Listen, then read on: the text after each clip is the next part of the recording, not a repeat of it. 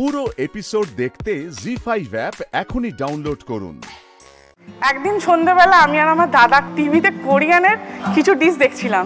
আমি দাদাকে বললাম যে এইটাই যদি দোকানে এটা ফিউশন চপ হিসাবে ব্যবহার করা হয়, তখন বলে এরকম করে কেউ খাবে না, এটা গোটা চিজ। মানুষ সবাই এখন হেলথ কনসিয়াস, সবাই চায় যে এখন একটু হালকা ফুলকা কিছু খেতে। তো আমি বললাম ঠিক আছে, তাহলে একটু মাথা থেকে বুদ্ধি বার করি।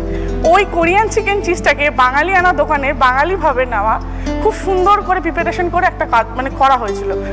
ওটার ডিমান্ড এখন প্রচুর বেড়ে গেছে। তুমি চেঞ্জ করে ওটা কিভাবে বানালে? ওই চিকেনটাকে ম্যাশ করে ভালো করে সব কি চিজ, আমুল দুধ দিয়ে ভালো করে মশলা দিয়ে, একটা পাউরুটি ব্রেডের মধ্যে দিয়ে চিজ দিয়ে, তারপর ওটাকে প্যানকো দিয়ে করে জাস্ট তেলে ফ্রাই, তার মধ্যে মিওনিস। ওইটুখানি চপের দোকানে মিওনিস দেওয়াটা খুব টাপের ব্যাপার ছিল। সবাই এসে বলতো মিওনিস চপের দোকানে, মানে লোকে ভাবতো চপের দোকান একটা ছোট টালির চাল ছিল তখন। আর জাপানিসের মধ্যে যখন আমি এটা স্মাইলি এঁকে দিই, সবাই বাচ্চারা দেখলে এত খুশি হয়, বলে আন্টি একটু মিওনিস, একটু মিওনিস, একটু মিওনিস, খুব খুশি হয়। তো কত ধরনের আইটেম রাখো? 26 রকমের আইটেম হয়। কি কি মোটামুটি? তো আলুর চপ, ভেজিটেবিল, ফুলুরি, বেগুনি, পেঁয়াজি, পটলের চপ আর চিংড়ির চপ, এগুলো তো normal. Fish finger, fish fry, Japanese roll, Korean chicken cheese roll, Mexican roll, mutton keema দিয়ে হাঁসের ডিমের devil, mutton chop, fish chop. হ্যাঁ, আমার হেল্পিং হ্যান্ড বলতে আমার বাবা মা খুব হেল্প করে আমাকে। কিন্তু এত পরিমাণে বানাতে গেলে তো লোক না হলে হয় না, আমরা নিজেরাই করি,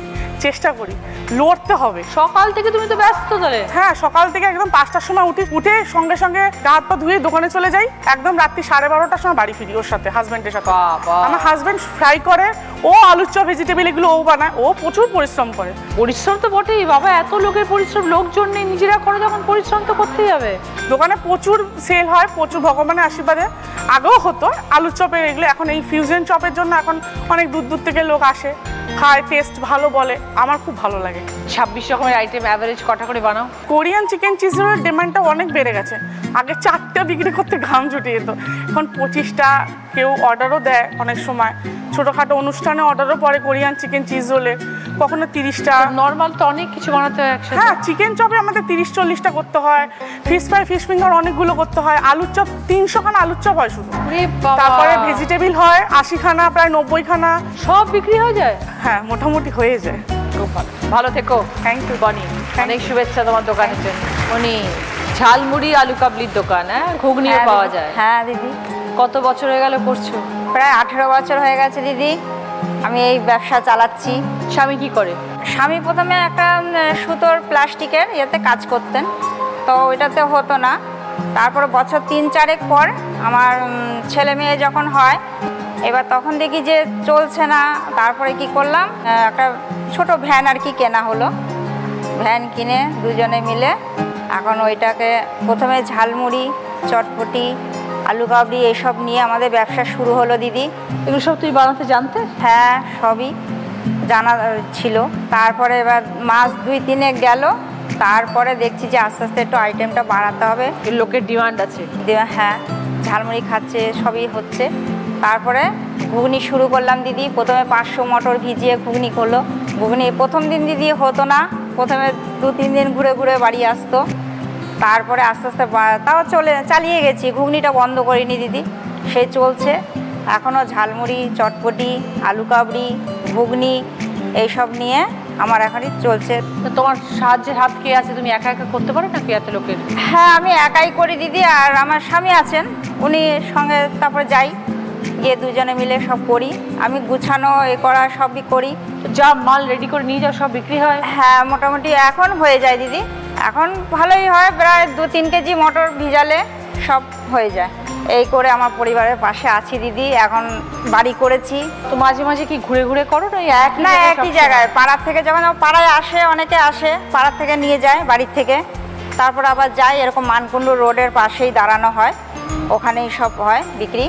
এখন তো পাড়ার মোড়ে মোড়ে অনেক ঘুগনির দোকান, ঝালমুড়িরও দোকান আছে। তোমার ঘুগনি কিসের স্পেশালিটি? দিদি, আমি ঘুগনিটা নিরামিষ করি, মানে পেঁয়াজ রসুন ছাড়া? পেঁয়াজ রসুন ছাড়া আমি করি, কোনো সময় নারকেল দিই। পরিবারে কে কে আছেন মনি? পরিবারে ছেলে আছে, মেয়ে ছিল, বিয়ে হয়ে গেছে, আর আমার বর, আমার ছেলে।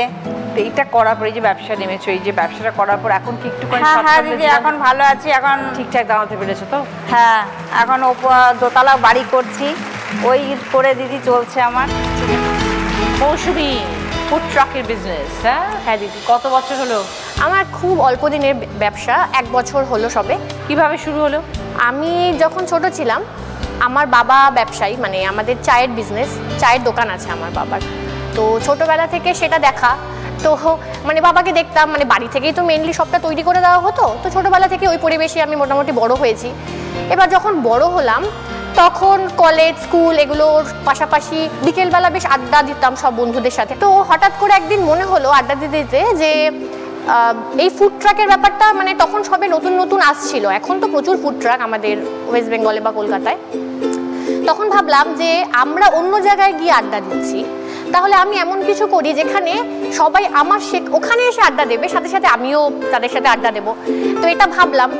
ভাবার পরে আমার লাভ ম্যারেজ, তো আমার স্বামী যে, তার সাথে ব্যাপারটা নিয়ে আলোচনা করি। সে আর আমি মেনলি বন্ধু, মানে আমার আড্ডার অংশতে ও ছিল। তো ওর সাথে যখন ব্যাপারটা নিয়ে আলোচনা করলাম তখন ও বললো ঠিক আছে চলো, সবাই মিলে ডিসিশন নিয়ে একটা খুললাম আর কি। 1 বছর হলো। সেটা কি তোমার বাড়ির কাছেই? হ্যাঁ, আমার বাড়ি থেকে মোটামুটি ওয়াকিং ডিস্টেন্স 15 মিনিটের মতো। আর সব থেকে বড় কথা, আমার একটি ছোট বাচ্চা আছে যার 2 বছর বয়স। তো তাকে রেখে করাটা সম্ভব হতো না যদি না আমার 2 পরিবার, মানে আমার বাপের বাড়ি এবং শ্বশুর বাড়ি, 2 পরিবার যদি না আমাকে সাহায্য করতো। তাদের ভূমিকা সব থেকে বেশি। তো প্রথম যখন শুরু করেছিলে কি কি আইটেম নিয়ে শুরু করেছিলে? প্রথম যেদিন আমি ফুড ট্রাকটি খুলি সেদিন আমি শুরু করেছিলাম চিকেন স্টু, চিকেন স্যুপ আর মোমো। রান্না কে করতো? বাড়ির থেকে করে নিয়ে গেছিলাম প্রথম। তুমি নিজেই করো? হ্যাঁ। তো তারপর ওটা আস্তে আস্তে যখন চলতে শুরু করলো তখন মানে সবার এত ভালো রেসপন্স পেয়েছি, মানে সবাই এত ভালোবাসা দিয়েছে যে মাস 6 পরে তখন পরিমাণটা আরও বাড়াতে হতো আমাকে। তখন তো একার পক্ষে সম্ভব নয় সবটা সামলিয়ে, তখন আমাকে হেল্পিং হ্যান্ড হিসেবে আরও 2 জনকে রাখতে হলো। এখন বর্তমানে আমি বাদে আমার 3 জন হেল্পিং হ্যান্ড রয়েছে। তো তারপর ধীরে ধীরে বাড়তে থাকলো? হ্যাঁ, তারপরে আমি আইটেমটা আরও বাড়াতে শুরু করলাম, কারণ অন্য লোকের অনেক রকম ডিমান্ড, ভীষণ ডিমান্ড। আর মানে মেনলি হচ্ছে এগ রোল, চাউমিন, এগুলো তো মানে প্রথমে ভাবিনি, তারপর ভাবলাম যে না, এটা তো সব থেকে ডিমান্ডিং, এগুলোকে তো রাখতেই হবে। ফুড ট্রাকটা কোথায়? এটা হচ্ছে কোথায় বিক্রি করো?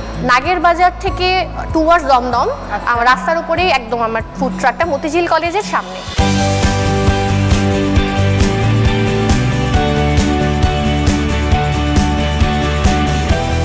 রান্না কি সব বাড়ি থেকে করে? না, এখন আর বাড়িতে করি না দিদি, এখন ওখানেই করি। এখন ওখানে যেহেতু মানে আছে, যেহেতু হেল্পিং হ্যান্ড, তারা আগে এসে তারা ওখানেই সবটা রেডি করে গুছিয়ে নেয়। তো আমাদের মেনলি টাইমিং রেখে দিয়েছি 2টো থেকে 10টা, এইটুকু সময় আমাদের অ্যাভেলেবেল থাকে খাওয়ার। 2টো থেকে রাত্রি 10? হ্যাঁ, তার আগে পর্যন্ত সবটা আমরা রেডি করে নিই। তোমার এরকম সারা দিনে মোটামুটি কতজন কাস্টমার হয় সারাদিনে?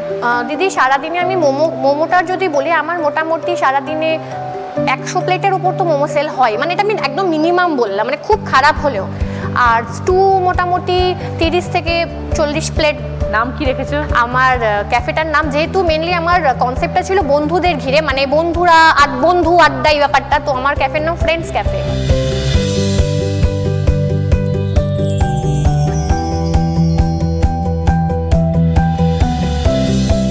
বাহ, নামটাও ভালো। অল দ্য বেস্ট মৌসুমী, খুব ভালো থাকো। তোমার ফ্রেন্ডস ক্যাফের জন্য অনেক শুভেচ্ছা রইল। Thank you. জি5 ডাউনলোড করুন আর সব এপিসোড দেখুন একদম ফ্রি।